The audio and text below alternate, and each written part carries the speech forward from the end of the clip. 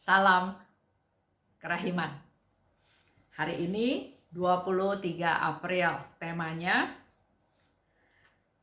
kita hentikan penghakiman kita. Dalam nama Bapa dan Putra dan Roh Kudus. Amin. Oh, betapa besarnya kebaikan Allah, lebih besar daripada yang dapat kita pahami. Ada saat-saat tertentu dan ada pula misteri-misteri kerahiman ilahi yang mempesona surga. Biarlah kita hentikan penghakiman kita terhadap jiwa-jiwa, karena kerahiman Allah atas mereka sungguh luar biasa. Diary 1684. Tentang penghakiman. Kita semua tahu, tidak boleh menghakimi. Penghakiman itu haknya Tuhan. Tapi dalam aktivitas kita sehari-hari, sering kita mudah menghakimi orang.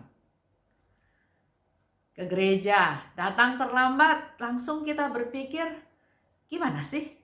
Mau ketemu Tuhan, kok nggak siapin waktu dengan lebih baik? Datang telat, ganggu orang yang sudah duduk karena dia harus lewat supaya bisa dapat tempat duduk. Ada lagi pulang gereja, nggak sabaran, sudah klakson-klakson, mobilnya mau lewat. Dengan mudah kita menghakimi, percuma ke gereja. Marah-marah, nggak sabaran, klakson-klakson. Buat apa ke gereja?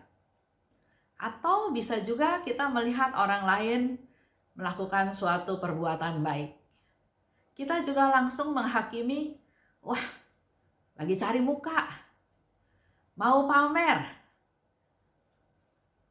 Ada lagi misalnya orang yang melakukan kesalahan, kemudian dia bertobat, dia berusaha untuk tidak salah lagi. Tapi dengan mudah kita juga menghakimi, besok-besok juga dia bikin salah lagi.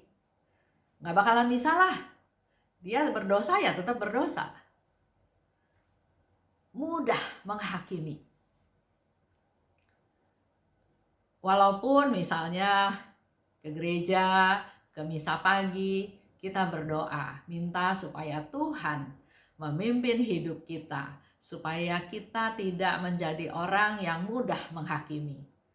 Tapi kalau akhir hari, di malam hari, kita juga sering berpikir lagi, kenapa ya kita melakukan penghakiman-penghakiman yang sebetulnya bukan menjadi hak kita dan belum tentu apa yang kita tuduhkan pada mereka itu benar. Seperti yang di sini dikatakan juga oleh Suster Faustina, betapa besarnya kebaikan Allah, lebih besar daripada yang dapat kita pahami. Bisa saja orang berdosa bertobat, dan karena kerahimannya Tuhan, Dia mengampuni segala dosanya. Kita manusia yang sering masih buat hitung-hitungan. Dikatakan lebih lanjut oleh Suster Faustina, ada saat-saat tertentu dan ada pula misteri-misteri kerahiman ilahi yang mempesona surga. Di diary kita juga sering membaca, asal orang itu bertobat, berdoa koronka 1 kali saja, dosa-dosanya diampuni dan dia mengalami kematian yang bahagia. Luar biasa kerahiman Tuhan. Mari kita hening dan berusaha seperti yang Suster Faustina minta, hentikan penghakiman kita terhadap jiwa-jiwa, karena kerahiman Allah atas mereka sungguh luar biasa. Kita hening sejenak.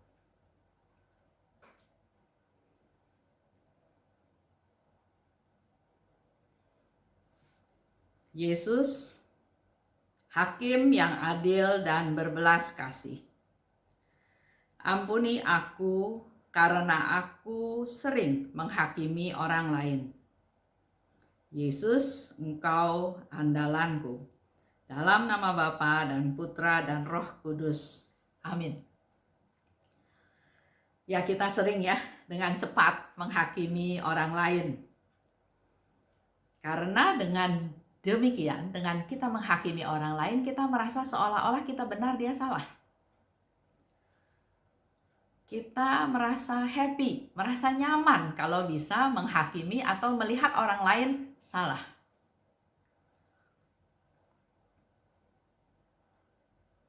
Tapi sebetulnya hanya Tuhan yang tahu isi hati kita dan juga isi hati orang lain.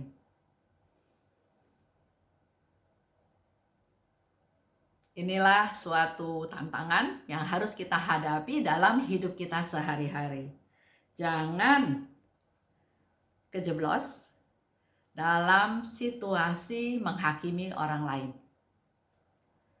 Karena kita tidak pernah tahu isi hati yang sebenarnya dari orang tersebut.